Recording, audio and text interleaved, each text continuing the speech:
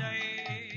সকলে ভুলিয়া স্বামী কাছে আইসরা, সকলে ভুলে গেছো কাছে এসো রায়। এতেও যদি তোমার বিশ্বাস না হয়, মুরলীটাকে যদি তোমার বিশ্বাস না হয়, তাহলে আরেকজনকে ডাকো, তাকে সাক্ষী রেখে আমি একটা কাজ করতে চাই। তাকে সাক্ষী রেখে আমি একটা কাজ করতে চাই। তুমি আদেশ করো না, তোমার পদতলে লিখি আদেশ করো পদ তলে লিখি। কামদেবতাকে একবার ডাকো, তাকে সাক্ষী রেখে আমি একটা কাজ করতে চাই। তুমি আদেশ করো না, তোমার পদতলে লিখি আদেশ করো পদ তলে লিখি। না না না না না, ভুল করছি ভুল করছি। তোমার পদতলে যদি আমার নামটা লিখে দিই, এতে আমার আনন্দ হবে, কিন্তু তোমার পায়ে আঁচড় লেগে যেতে পারে, কারণ তোমার চরণটা পদ্ম ফুলের পাপড়ির থেকেও কোমল। তাই তোমার চরণতলে আমার নাম লিখবো না, আমি মাটিতে নামটা লিখি, তার উপর তুমি চরণটা রাখো। তাহলে কি হবে জানো? হবে নাম ধন্য আমিও ধন্য, নামে ধন্য আমিও ধন্য, নাম ধন্য আমিও হবে ধন্য, নামে ধন্য আমিও ধন্য। রাধে তোমার চরণ পরশে নাম নামে ধন্য হবে, রাধে তোমার চরণ বয়সে, রাধে তোমার ধন্য হবে, রাধে তোমার চরণ বরসে, নাম ধন্য আমিও ধন্য। নামে ধন্য আমিও ধন্য। মায়েরা দেখেছেন মিষ্টি কথা কাকে বলে? বীর পুরুষ কৃষ্ণ, তিনি বলছেন রাধে তোমার চরণ তলে আমার নামটা লিখে দেব। না না, চরণ তলে লিখবো না, আমার নামটা মাটিতে লিখি, তার উপর তুমি চরণটা রাখো, তাহলে এই নাম আর নামই আমি দুজনেই ধন্য হব। বীর পুরুষ কৃষ্ণ, তার জন্য হাজার হাজার গোপী মূর্ছা যায় মশাই, আর তিনি বলছেন তোমার চরণে আমার নামটা লিখে দেব। এতটা নিচে নেমে এসে মিষ্টি কথা কেউ বলেছে বলে আমার তো মনে হয়, কিন্তু তবুও রাধা রানীর মান গেল না। এত শুনি বিধুমুখী কোপ দিঠে যায়, এত শুনি দিদুমুখী তোকে তোলে চায়, এত শুনি বিধুমুখী কোপ দিঠে যায়, এত মনে দিদুমণি তোলিতে চায়। না যায় দূর জয়মান জ্ঞান দাসে গায়, না যাই দুর্জয়মান গেল দশে কয়ে। মিষ্টি কথায় মান গেল না রাধারানী। প্রথম পদ্ধতি, 1 নম্বর পদ্ধতি সাম পদ্ধতি বাতিল। 2 নম্বর পদ্ধতি কি ছিল মায়েরা বলুন? 2 নম্বর পদ্ধতি মান ভাঙানোর 2 নম্বর পদ্ধতি কি? সাম, তারপর দান পদ্ধতি। ওই যে বলেছিলাম রূপোর হার দেয় না, সে যদি একটা 5 ভরি সোনার হার আনে। এবার আপনারা চিন্তা করুন, রাধা রানীকে কি 5 ভরি সোনার হার দেখিয়ে অবাক করা যাবে? কারণ রাধা রানীর গায়ের যে ওজন, সেই ওজনের সোনা তার বাবা প্রতিদিন লোককে দান করে। কাজেই মণিমাণিক্য দেখিয়ে রাধা রানীকে অবাক করা যাবে না, এটা গোবিন্দ বুঝে গিয়েছে। মণিমাণিক্য দেখিয়ে কিছু লাভ হবে, বরং আমার কাছে এমন একটা সম্পদ আছে যেইটার জন্য রাধা রানী রাজবাড়ি ছেড়ে এই পথে নেমে আসে, সেইটা তাকে দান করব। লেহ লেহ লেহ সাধের মুরলী, লেহ লেহ লেহ রায় সাধের মুরলী।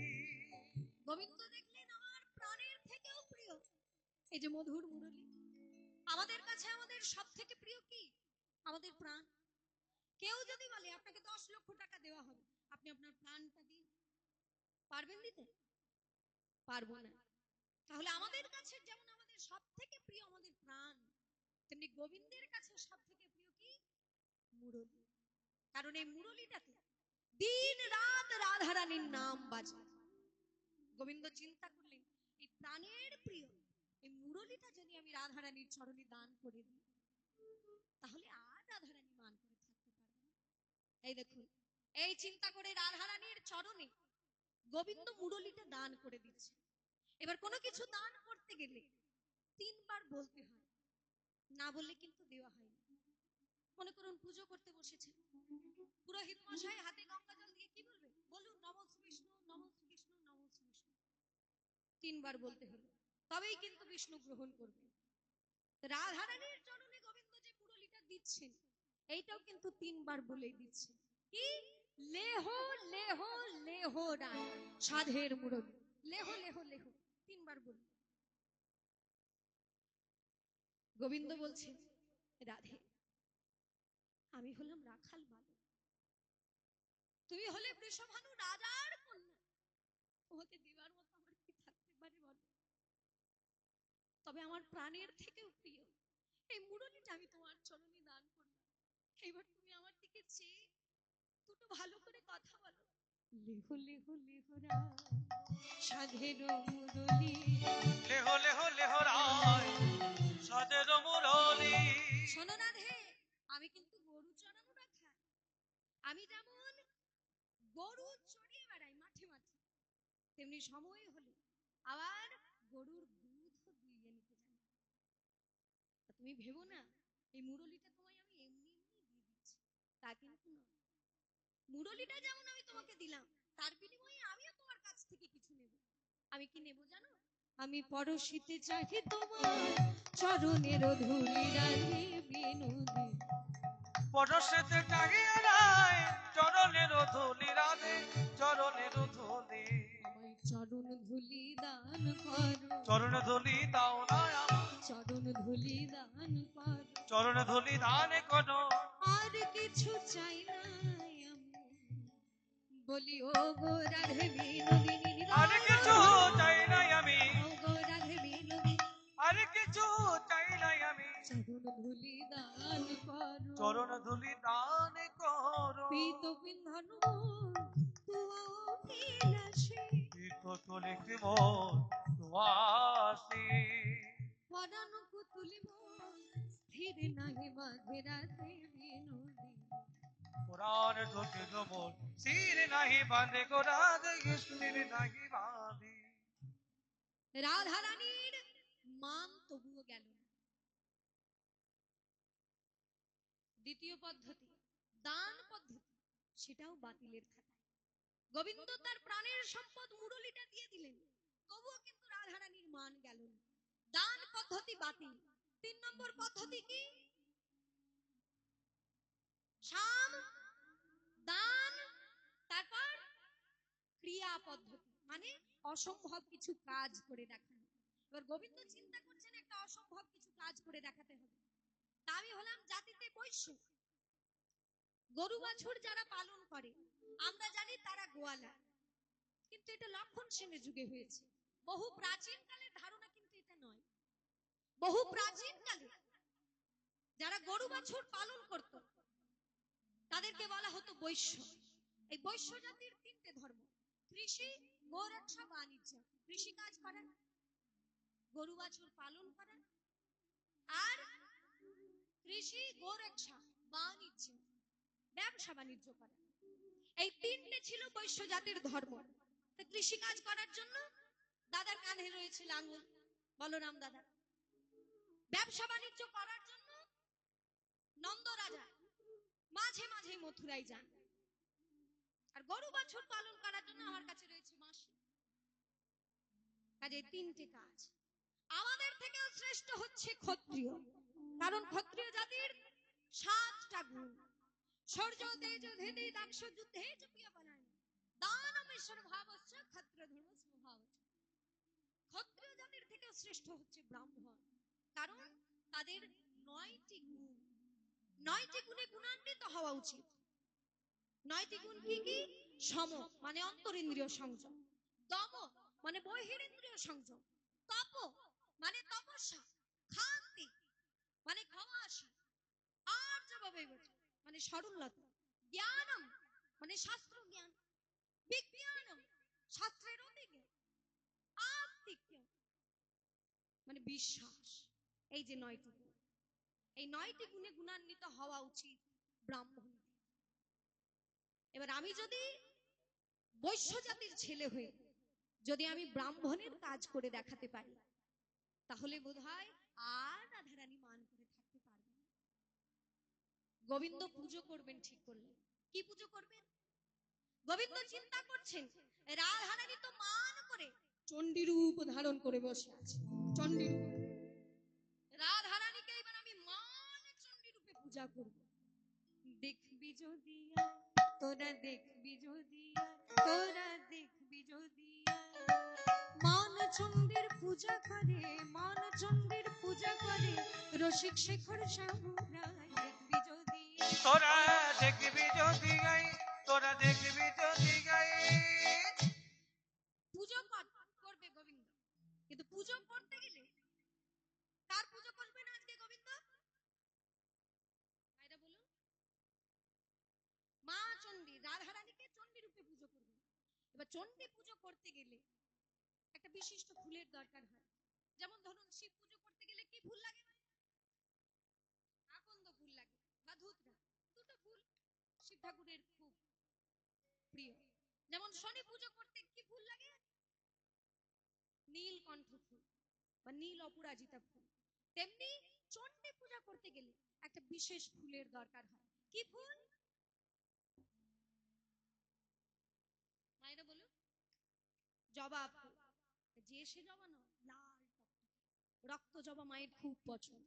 এবার গোবিন্দ চিন্তা করছেন আমি যে রাধারানীকে চণ্ডী রূপে পূজা করব, এই জবা ফুল আমি কোথায় পাবো? সেই জন্য ভাবের দ্বারা তিনি জবা ফুল বানিয়ে নিলেন। কি? করতল জবা ফুল,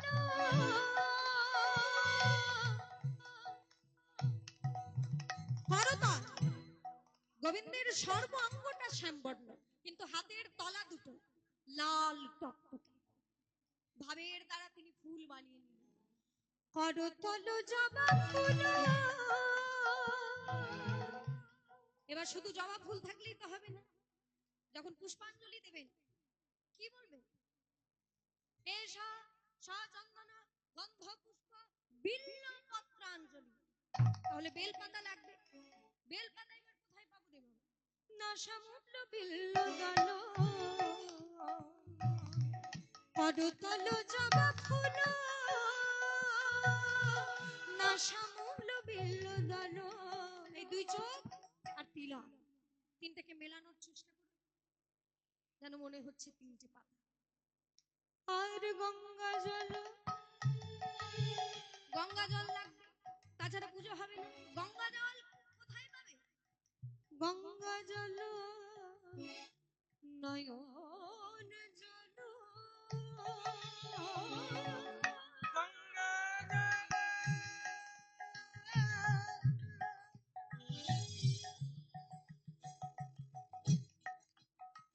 নয়ন জল, গঙ্গার জল,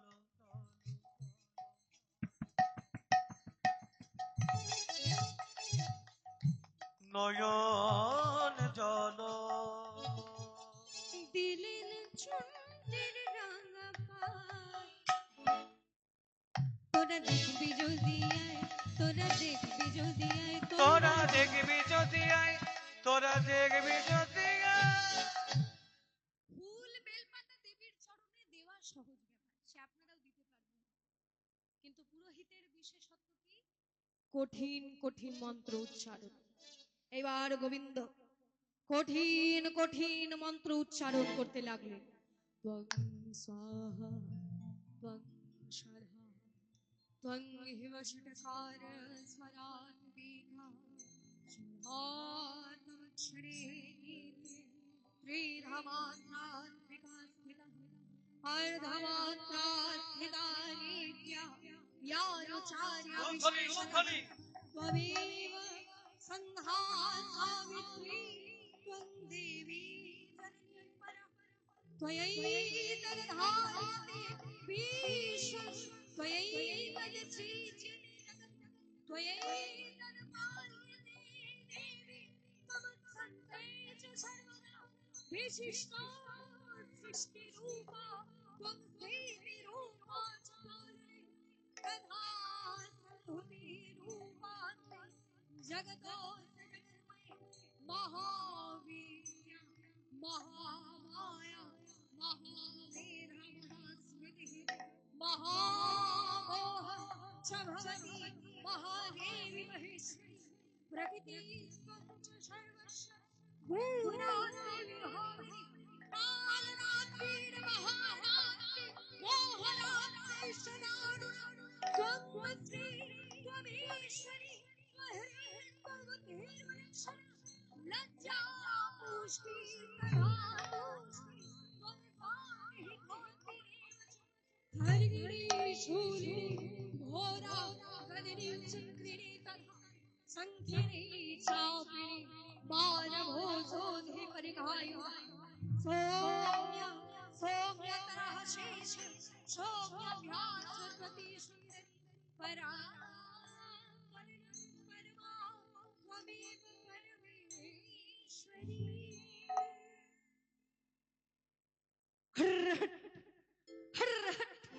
এই শব্দ করে গরু চড়িয়ে বেড়ানো যার অভ্যাস তার মুখ থেকে কঠিন কঠিন সংস্কৃত শ্লোক বেরোলো কি করে সবাই অবাক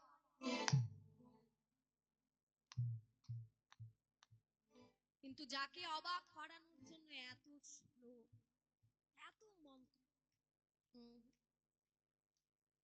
তার কিন্তু কোনো সম্ভাবনাই নেই মানহার কাজেই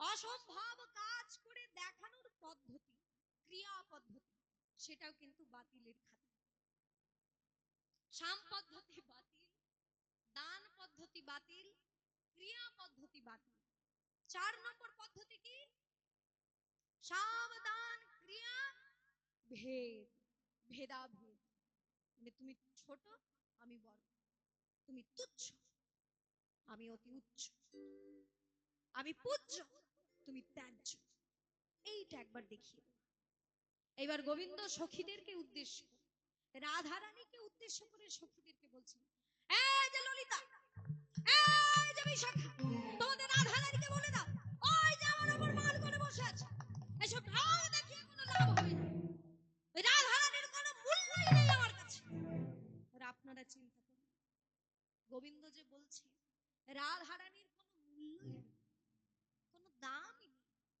এটা কি ঠিক আপনারা যারা বৃন্দাবনে গেছেন রিকশাওয়ালা থেকে শুরু করে মন্ত্রী পর্যন্ত সবাই কি বলে রাধে রাধে কেউ কিন্তু কৃষ্ণ কৃষ্ণ গোবিন্দ গোবিন্দ বলে না সবাই রাধে রাধে বলে তাহলে যে রাধা রানীর বৃন্দাবনে এত মহিমা সেই রাধা রানীকে গোবিন্দ বলছে কোনো দামই সবাই বলেন তো রাধে রাধে তাহলে রাধা রানীর কত মহিমা কিন্তু গোবিন্দ বলছেন রাধা রানীর কোনো দামই নেই এই কথাটা কি ঠিক না ভুল গোবিন্দ বলতে চাইছেন রাধা রানীর যে এত ডাক নাম এত যে নাম ডাক কেন গোবিন্দের জন্য রাধা রানী কৃষ্ণের প্রিয়তমা বলেই তো সবাই রাধে রাধে বলে নইলে রাধা রানী যদি কংসের প্রিয়তমা হতো রাবণের প্রিয়তমা হতো কেউ বলতো রাধে রাধে আপনারাই বলুন কেউ বলতো রাধে রাধে কেউ বলতো না তাহলে রাধা রানী কৃষ্ণের প্রিয়তমা বলেই কৃষ্ণের মন পাওয়ার জন্য সবাই রাধে রাধে বলে গোবিন্দ বলছে তোমাদের রাধা রানীকে তো তোমরা এখন দেখছো সত্য যুগে কোথায় ছিল রাধা রানী আমি এসেছি পঞ্চ অবতার রূপে আমি এসেছি কি কি জানো মিনপুর বরাহ বামন সিংহ আদি অবতার মিনপুর বরাহ বামন সিংহ আদি অবতার কে না জানি বৃন্দাবনে শুনো বিষ্ণু সুতা মিন কূর্ম বরাহ বামন নৃসিংহ এসেছি। পৃথিবী যখন রসাতলে যেতে বসল, আমি সেই ভগবান মেন রূপে প্রথম নিজের পৃষ্ঠে পৃথিবীকে ধারণ করে পৃথিবীর সৃষ্টি রক্ষা করেছি। আমি সেই ভগবান কূর্ম রূপে নিজ পৃষ্ঠে ধারণ করে পৃথিবীর সৃষ্টি রক্ষা করেছি। বরাহ রূপে নিজ নাসাগ্রে ধরিত্রীকে ধারণ করে ধরিত্রীর সৃষ্টি রক্ষা করেছি। বামন রূপে বলি রাজার দম্ভকে খর্ব করেছি। নৃসিংহ অবতার ধরে আমি হিরণ্যকশিপুকে সংহার করেছি। শুধু তাই নয়, ত্রেতা যুগে আমি দুইবার এসেছি। পরশুরাম রূপ ধরি ক্ষত্রিয় নিধন করি, রাবণ বধ লাগি হাম রামচন্দ্র রূপ ধরি। পরশুরাম রূপে অবতীর্ণ হয়ে আমি পৃথিবী থেকে 21 বার ক্ষত্রিয় শূন্য করেছি। কারণ এই ক্ষত্রিয়দের মনে একবার অহংকার হয়েছে। আমরা যুদ্ধ জয় করি, সম্মুখ সমরে অস্ত্র নিয়ে যুদ্ধ জয় করি, আর বেটা ব্রাহ্মণ তো বসে বসে পুঁথি পড়ে সমাজের মাথায় উঠে বসে থাকে। এই হবে না। ক্ষত্রিয় ব্রাহ্মণ নিধন করতে শুরু করল। ঠিক সেই সময় আমি ব্রাহ্মণের ঘরে পরশুরাম রূপে অবতীর্ণ হয়ে আমি 21 বার ক্ষত্রিয় শূন্য করেছি। শুধু তাই নয়, আবার ওই ত্রেতা যুগে আমি ক্ষত্রিয়ের ঘরে দশরথ নন্দন রাম রূপে অবতীর্ণ হয়ে আমি আবার অবতীর্ণ হয়েছি। এই কথাগুলো শুনে সখীরা বলছে, গোবিন্দ, এই যে তুমি সত্য যুগে এসেছো, তুমি ত্রেতা যুগে এসেছো, এগুলো তো তোমার বানানো বানানো কথাও হতে পারে। হ্যাঁ, ঠিক বলেছো, এগুলো আমার বানানো বানানো কথাও হতে পারে। বেশ, তবে আমার যুগে, এই দাপর যুগে আমি যেসব কাজগুলো করেছি একটা উদাহরণই করুক দেখি, বলবো? পুতনাই আদি শকট ভঞ্জন কালিয় দমন কথা, সত্য বলল কালিয়নার অন্তরন্দ। কে না জানে বৃন্দাবনে শোনো বৃষ ভানু সুতা। কে না জানে বৃন্দাবনে বিষভানু কথা। আমি পুতনা বধ